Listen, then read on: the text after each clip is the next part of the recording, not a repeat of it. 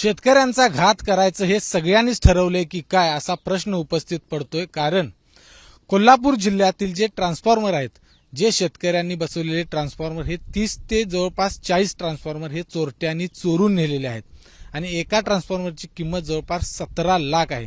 आणि ह्या पाणी पुरवठा संस्था ह्या शेतकऱ्यांच्या संस्था असतात आणि त्या संस्थेच्या ट्रान्सफॉर्मरवरती आता चोरटे डल्ला मारायला सुरुवात केली आहेत. आणि याचा धक्कादायक म्हणजे याचा तपास होत नाही. गेल्या अनेक महिन्यांपासून पोलिसांच्याकडे जातात, वेगवेगळ्या पातळीवरती शेतकरी प्रयत्न करतात, मात्र हे चोरटे काही सापडायला तयार नाहीत.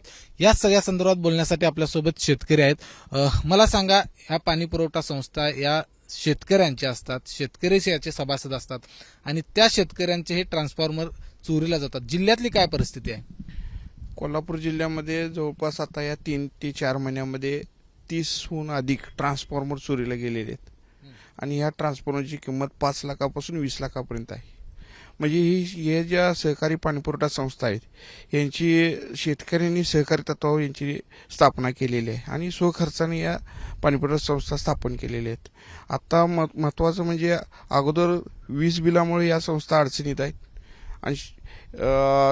आणि त्यातच ही चोरी, त्यामुळं मोठं या ठिकाणी संकट या शेतकऱ्यांच्या समोर आलेलं आहे. येणाऱ्या काळात उसाला आणि रब्बी पिकाला पाणी देता येईल का नाही अशी शंका या ठिकाणी निर्माण झालेली आहे. सध्या स्तरावर ही जी प्रकरणं जर थांबली नाहीत तर कोल्हापूर जिल्ह्यात मोठं संकट या ठिकाणी शेतकऱ्यांच्यावर या समोर गडद होणार आहे. या ठिकाणी हे ट्रान्सफॉर्मर्स फक्त चोरीला गेलेले नाहीत, काही शेतकऱ्यांच्या मोटरी गेल्यास वायर केबल्स जायचं प्रमाण वाढलेलं आहे.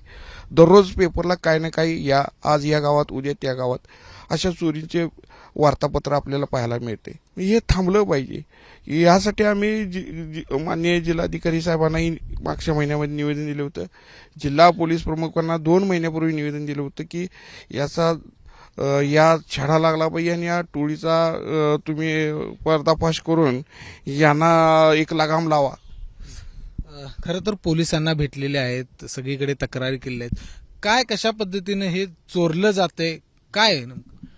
हे तसं बघायला गेलं तर हे ट्रान्सफॉर्मर जे आहेत, हे ट्रान्सफॉर्मर ह्याच्यात कॉपर हे कॉस्टली असते, त्याच्यामुळे त्याच्यातलं कॉपर असणारच ट्रान्सफॉर्मर चोरीला जातात आणि त्याच्यावर पाळत ठेवून वगैरे सगळं त्याच्यावर नियंत्रणाचं हे करून ते ट्रान्सफॉर्मर चोरून नेऊन त्याच्यावर ते कुठं विकलं जातंय किंवा काय, आम्ही सुद्धा शहानिशा करायला लावलोय कुठं चोरीला जातंय किंवा काय जातंय हिचं शहानिशा करून सुद्धा आम्हाला त्याचा थांगपत्ता लागना झाला आहे. तरी ह्या संदर्भानं आम्ही कलेक्टर ऑफिसना निवेदन दिलं, परत तुम्हाला जिल्हा पोलीस प्रमुखांना निवेदन दिलेलं आहे, त्याच्यावर काही कारवाई झालेली नाही. म्हणून याच्यासाठी आम्ही सुद्धा काल परवा पत्रकार बैठक घेऊन आम्ही ह्याच्यासाठी एक धरणे आंदोलन कलेक्टर ऑफिसच्या समोर सोमवारी आयोजित केलेलं आहे. या सगळ्या जे चोरटे आहेत त्यांचा मोडच काय असतो, काय कशा पद्धतीने? कारण हे काय इतकं हलकं नाही की जे उचललं आणि घेऊन गेलं. ट्रान्सफॉर्मर जर वर चढवायचं असेल तर त्याला चेन ब्लॉक किंवा 10-12 लोक लागतात. खरं त्यांचं कसं आहे, परल्या ट्रान्सफॉर्मर आमच्या 64 नट आहेत, ती खोलून त्यातलं फक्त कॉपर काढून घेतात. आता अत्याधुनिक त्यांच्याकडे साहित्य आहे, गॅस कटर हे ते आहे, त्यामुळे ते फक्त कॉपर त्यातलं काढून नेतात. कॉपरची काय कॉस्ट? कॉपर तरी साधारण 1 किलो 1200 रुपयेपर्यंत आहे. असं आमच्या ट्रान्सफॉर्मरचं जवळजवळ 350 ते 400 किलो त्यात कॉपर होतं. त्या हिशोबानं 4-4.5 लाख रुपये आमच्या एका ट्रान्सफॉर्मर झालेत. असं आता 30-35 ट्रान्सफॉर्मर गेल्यात, मोठ्या मोठ्या केवीचे गेल्यात, त्याची किंमत भरपूर होणार आहे. मला सांगा, पोलीस यामध्ये काही तपास करत नाही? तुम्ही पोलिसांच्याकडे जाऊन आला, काय पोलीस काय सांगतात?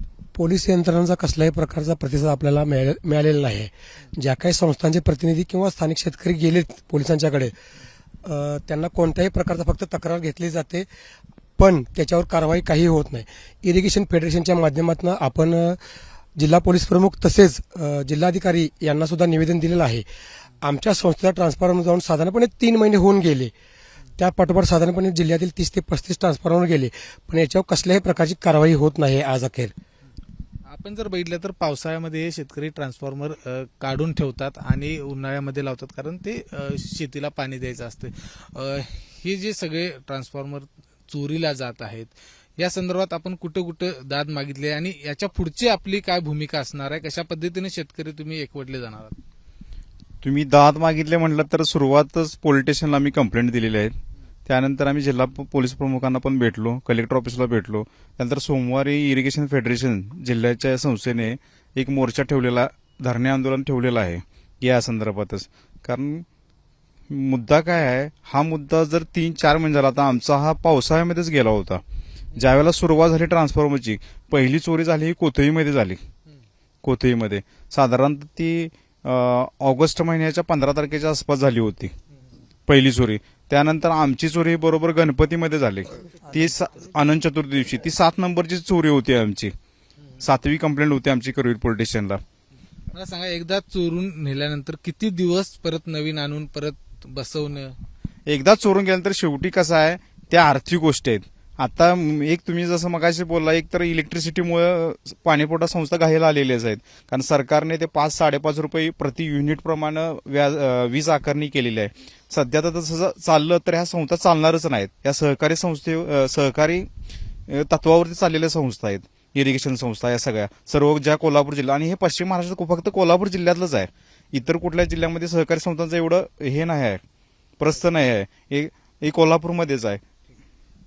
तर आपण बघितलं की या सगळ्या शेतकऱ्यांच्या व्यथा आहेत. कारण पाणी पुरवठा संस्था या शेतकऱ्यांच्या आहेत, शेतकरी त्याचे मालक असतात. आणि जर एखादा ट्रान्सफॉर्मर चोरीला गेला तर जवळपास 20 लाखाचा खर्च आहे तो या ठिकाणी येत असतो. आणि जोपर्यंत नवीन आर्थिक तरतूद करून पैसे गोळा करून परत तो ट्रान्सफॉर्मर बसवणं म्हणजे शेतकरी हे अक्षरशः मेटाकुटीला येत आहेत. त्यामुळे चोरटे आता शेतकऱ्यांच्या जीवावर देखील उठलेत असंच म्हणावं लागेल. कॅमेरामन निलेश शेवाळेसह विजय केसरकर, एबीपी माझा, कोल्हापूर. एबीपी माझा, उघडा डोळे बघा नीट.